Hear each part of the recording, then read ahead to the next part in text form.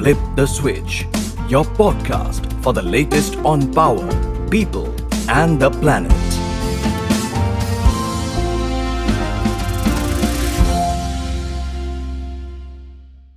Welcome to the second episode of Flip the Switch. As you know, this is a podcast series where we exchange ideas, knowledge, and solutions that affect our progress in achieving universal access to clean and reliable energy. I'm Vaishali Mishra, your host for this episode. We were fortunate to have Ashwin Dayal and Joseph Nanga, stalwarts from the energy sector, in the launch episode, talking about the vision of the newly established Global Energy Alliance for People and Planet, GAP. As we celebrate the month to mark International Women's Day, we take this opportunity to talk specifically about an often ignored aspect of energy access interventions: women in the sector. We will touch upon the Alliance vision on the role of women in achieving sustainability goals through a green pathway. It's my pleasure to introduce our guests for today, two eminent personalities who've been striving to make reliable energy access and transition a reality for the last mile. Caroline Eboumbou, Investment Director at GAP, and Padma Shri Reema Nanavaty, Executive Director, Self-Employed Women's Association, SEWA. A very warm welcome to both of you and thank you for joining us. Let me start with you, Caroline. You worked with women across different sections and geographies, including Africa, which is one of the lowest access rates in the world. Could you shed some light on where women today stand in the energy access ladder? Absolutely. Thank you very much for having me. It's a pleasure to be here with you both. So there has always been inequity in terms of women's access to electricity, especially provide productive use electricity. But COVID-19 has really shone a big spotlight on that inequality. This is our opportunity to build back differently. We are never again going to address this inequality and see meaningful change in women's life as much as we have the opportunity of doing so today. We know that energy is key to poverty reduction. A study last year by UN Women and the UNDP points to a 9.1 increase in the poverty rate for women. That's prior to COVID. Yet prior to COVID, the rate was supposed to decrease by 2.7% between 2019 and 2021. The UN also estimated that 47 million more women will be pushed into poverty. This is on top of existing gender inequities. Women and girls are the first to be pulled out of school, out of work, and to bear the brunt of economic shocks of this pandemic, which is not 2 years long, over 2 years long, actually. In addition to the pandemic, the IPCC climate report that came out just last month drives home how urgent our mission is today and why, together with IKEA Foundation, Bezos Earth Fund, and global development finance institutions and governments around the world and other energy sector partners, why with all of these, the Rockefeller Foundation has launched the Global Energy Alliance for People and Planet this past November at COP26. Referring again to the IPCC report, between 3.3 and 3.6 billion people live today in areas that are very vulnerable to climate change. The report also showed that at least 32 million additional people could fall into extreme poverty by 2030 due to climate impacts without adaptation. We know that women and girls are especially vulnerable and live in countries and communities that have contributed very little to global emissions to date, and yet today bear the brunt of climate change devastation. These communities also lack access to reliable, affordable electricity. This is a primary constraint to equitable economic development and an essential tool to withstand the effects of a warming planet. The report highlights the deep inequity of the climate crisis. I really recommend this report. So finally, maybe one last data point, as we're, right in the week of International Women's Day. This year's International Women's Day saw the UN organization focus on the intersection between gender equality and sustainable development. A UN Development Program report estimated that 80% of people displaced by climate change are women, are really emphasize on this. 80% of people displaced by climate change are women. So according to UN Women, to the organization UN Women, women and girls are disproportionately affected, as I've just said, by the climate crisis because it exacerbates gender inequalities and access to natural resources. Noting women often bear again the responsibility for securing food, water, and fuel. So those are important data points. But what can we do about this? Well, as we work to expand sustainable energy access, we have to work explicitly on supporting gender equity. The Alliance has made a commitment to improve gender equity by ensuring that 50% of productive use customers and employees of GRE value chains will be women. So how will we do this? Well, when we make investments into GRE companies, we really need to insist that our investments ensure women are not only part of the workforce, but also part of the leadership where possible.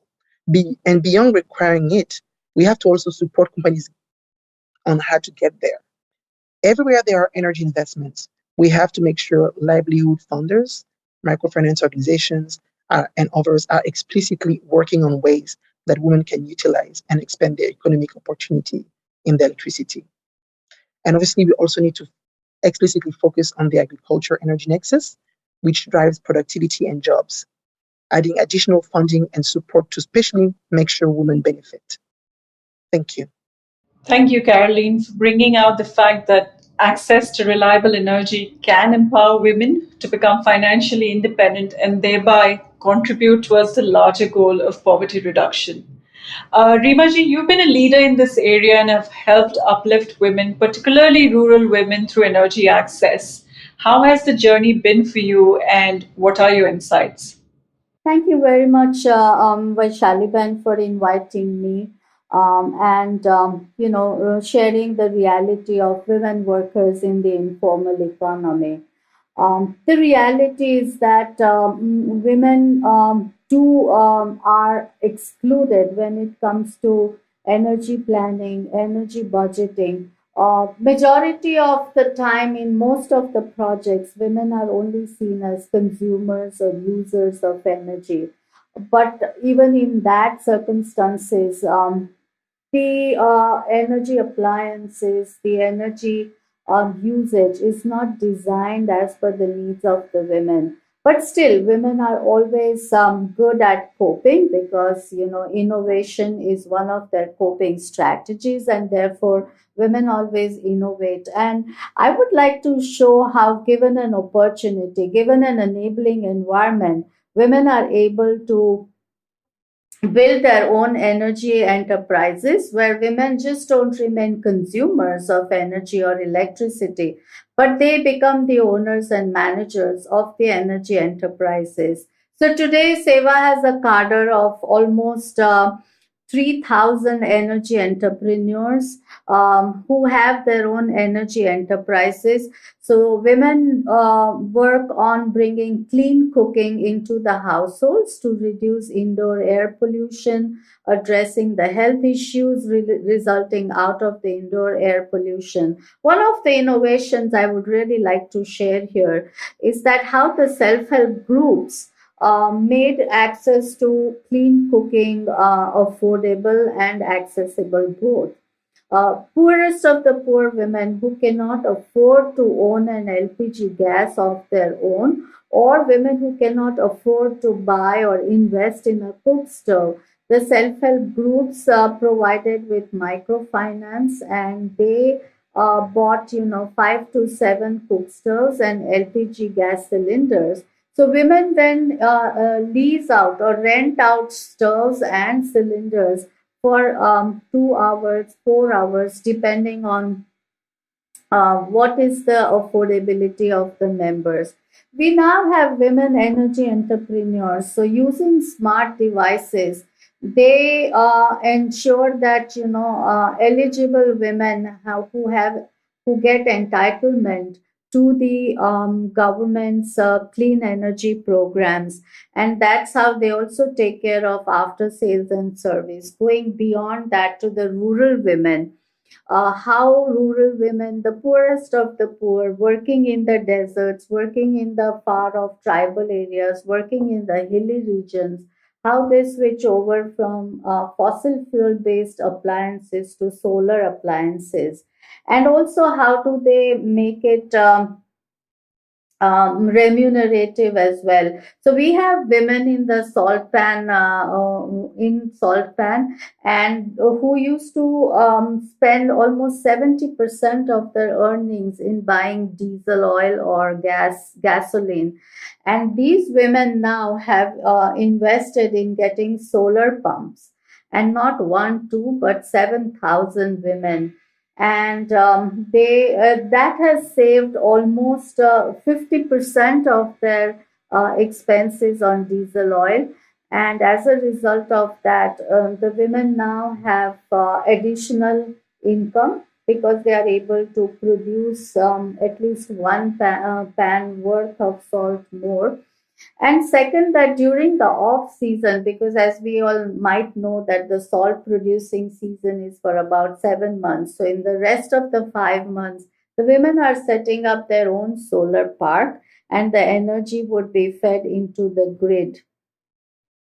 And that is how the women will have secured income, and they will also be able to have access to finance. So I think what is really very important is that how do we make the transition much more inclusive of women and the poor. And second is the need for access to affordable finance. Poor and women do not want charity, but they need an enabling environment, and they also need access to affordable finances. Thank you, Reema Ben, for bringing out this very important context that women are not just meant to be passive consumers, but also active players in bringing about that shift towards adoption of clean energy. Caroline, any stark differences or maybe similarities to note from Africa, especially given the fact that access rates are really low? No, actually, yeah, quite a similar takeaways indeed. Thank you very much, Reema, for this great points.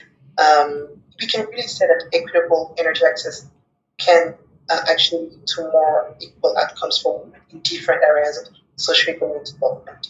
I mean, energy access is so essential for more education, healthcare, safety, and women have been the first to not have access to these things or suffer the consequences of unequal access to power. So really, those points made by Rima on the importance of providing energy access to women for the reasons mentioned, also on the financial side, are key. And I would say that we have very similar takeaways here as well. Thank you. Right, right.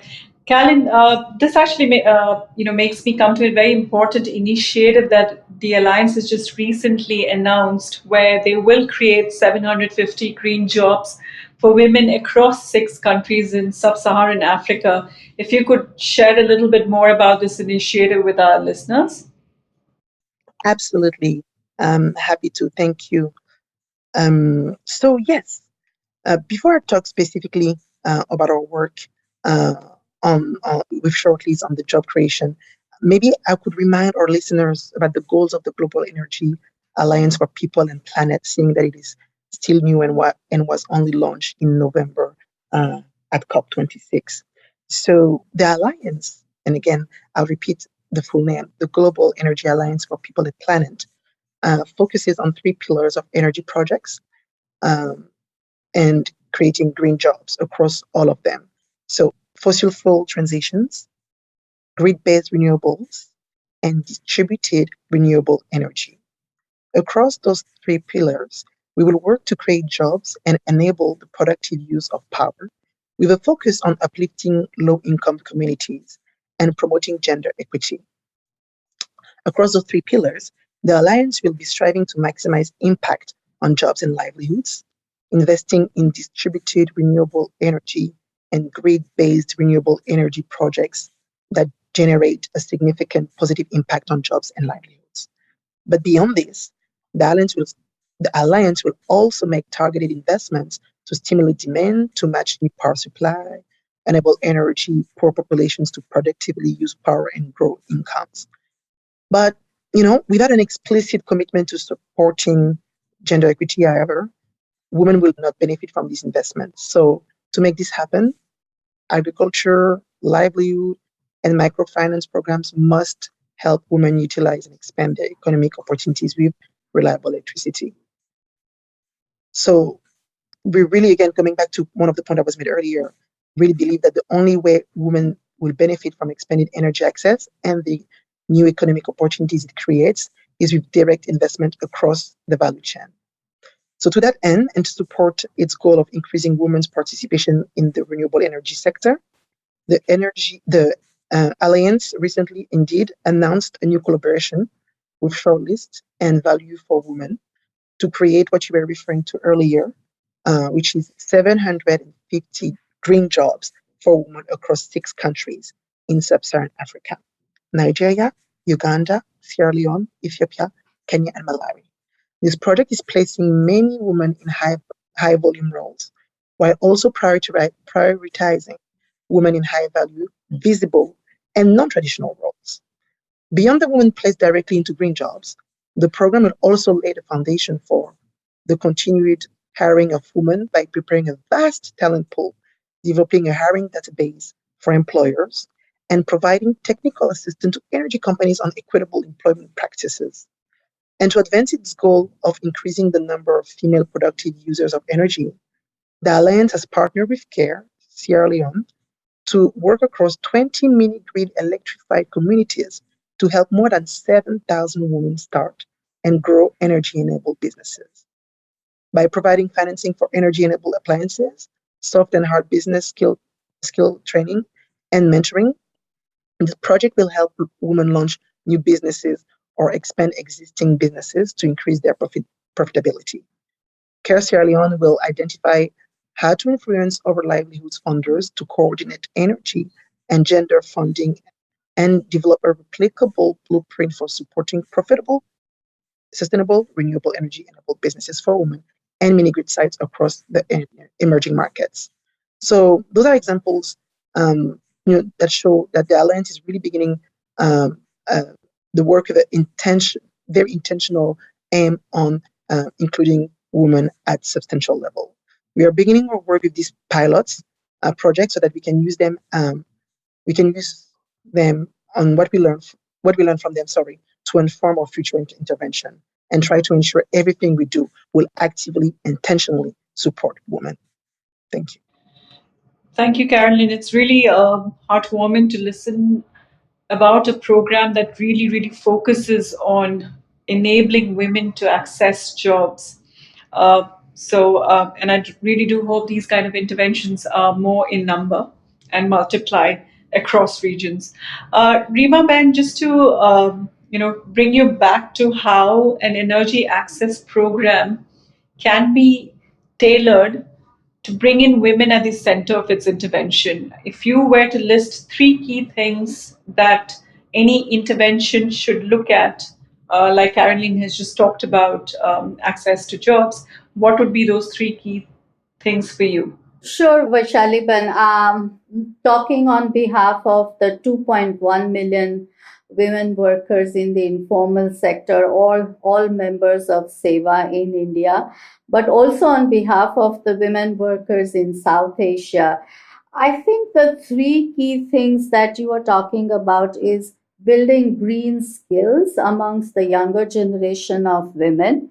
And so we have launched a skill building program for 15,000 women over a period of 5 years in clean and renewable energy in partnership with UNEP and Renew Power India, and how women could therefore play a key role in not just installation of clean and efficient energy appliances, but also in the after sales service, in the operation, maintenance, and repairs.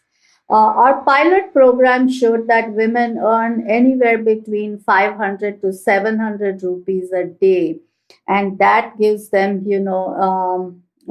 a decent and dignified work as and income. The third is creating a green energy fund that enables women not just reaching several SDGs along with access to energy, but also helps in generating and building women-owned enterprises. The third thing which we are working on is that how do you build resilience of small and women farmers to climate shocks and market shocks by bringing access to energy. So together with agriculture, we are also promoting energy farming. How can women farm energy or produce energy and then sell the surplus energy to the grid, and that's how they protect or safeguard themselves against climate and market shocks as well. And last and most important, I would say, is that how do you work on peer learning, so south learning and knowledge sharing, because we all tend to reinvent. But I think in order to accelerate pace of women having access to clean energy and through that having access to decent and dignified jobs or work is through peer learning and knowledge sharing. Right. Thank you so much, Reema. Caroline, your top three? Thank you very much. Well, we need direct investments. Really, all of the solutions will point towards the important need for direct investments. This is the role of donors, governments, philanthropies, to ensure that financing, be it public or private, is going towards ensuring women have access to programs to support energy usage. So some specific ways of making this to happen is, the need for DRE power to move beyond the engineers to agricultural programs, school programs, health programs. A concrete example would be in Ethiopia, for instance, where we are pairing our mini-grid intervention with an agricultural intervention focusing on horticultural farmers. That's one concrete way of doing it. Similarly, in Uganda, with the largest utility, we're working where they're partnering with livelihood and microfinance organizations to boost demand. So looking at the concrete example, I'll say the need to develop very specific partnerships that will train women and place them in companies, reducing therefore the upfront cost and helping companies tap the best talents in rural areas, including women is key. We've seen that many of these companies are looking to investors, both large donors and private investors, have the power to actually demand that those investors include women in leadership and in all roles within their organizations. So this is something we're really pushing toward to make it very concrete. We're providing the capital, but also the training to ensure that women are giving that forefront place. So I hope that in years to come in rural communities, we can see women running the DRE plant, selling power, being part of the leadership team. This is really exciting. And all of this really opens up a huge opportunity for women to be part of the climate solution and the jobs of the future. Overall, I think we can't address gender equity without ending energy poverty. Maybe I'll just end with reminding that nearly half of the world's population has unreliable or insufficient energy access. 800 million people around the world don't have access to electricity. And without access to electricity, women can't start and expand their businesses, join good quality jobs, access high quality education for the 21st century, or even adequate healthcare. We can't change this. Let's be intentional about it. And that's what we are trying to do. Thank you. Thank you, Caroline and Reba Ben, for this insightful conversation and for the call of action. We know that women are an inevitable part of the socio-economic fabric for any progressive countries. I think it's time for policy, industry, and institutions to join hands and deliver this promise of equity. Thank you to all listeners for joining in, and thank you, wonderful guests, for sharing your insights. See you on the next episode of Flip the Switch. Bye for now. Flip the Switch, your podcast for the latest on power, people, and the planet.